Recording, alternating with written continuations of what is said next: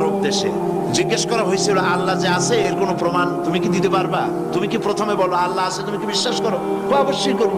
আল্লাহ আছে এর কোনো প্রমাণ আছে তোমার কাছে? কোনো প্রমাণ নাই, তবে আমি বুঝি আল্লাহ আছে। বলে কেমনে?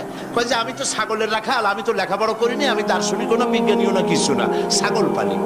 আমি চিন্তা করি ছাগলে খায় ঘাস আর পায়খানা করে কতগুলো ক্যাপসুলের মতো ট্যাবলেট, আল্লাহ যদি না থাকবে এগুলো হয় কেমনে?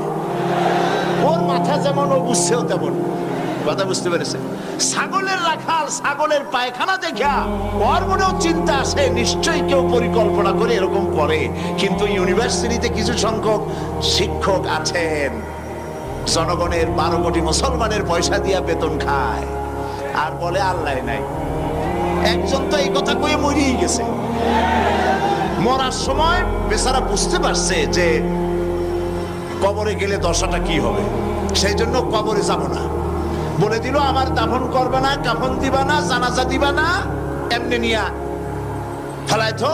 তারপরে কি বলে মেডিকেল কলেজে দিয়ে দিও, ছেলেরা আমাকে অপারেশন করিয়া কাটাছেড়া করিয়া অপারেশন শিখবে।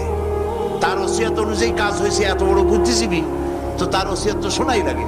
ওর কাফনও হয় নাই, দাফনও হয় নাই, গোসলও হয় নাই, কপালে নাই, কি হবে? তারপরে থুইছে বারডেমের মধ্যে। কিছুদিন পর তাকে পাঠানো হয়েছে মেডিকেল কলেজে। মেডিকেল কলেজের ছাত্ররা যখন শুনলো যে ওই লোকটার লাশ আসতেছে, ওরা দাঁড়ায় বলছে আল্লাহর রাস্তে মাফ চাই, এই হুজুর এখানে আনবেন না। উনি বেঁচে থাকতে আল্লাহরে অস্বীকার করছে।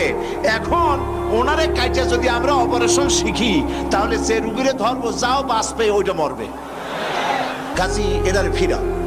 এরপরে নিয়া কোনো জায়গায় নিল না, আবার নিয়া বারডেমের ডিপ ফ্রিজের মধ্যে রেখে দিছে। আমার এখন চিন্তা হয়েছে যে এই লাশটারে যদি এখন রাস্তায় ফেলায় দেয় কুত্তাও খাবে না।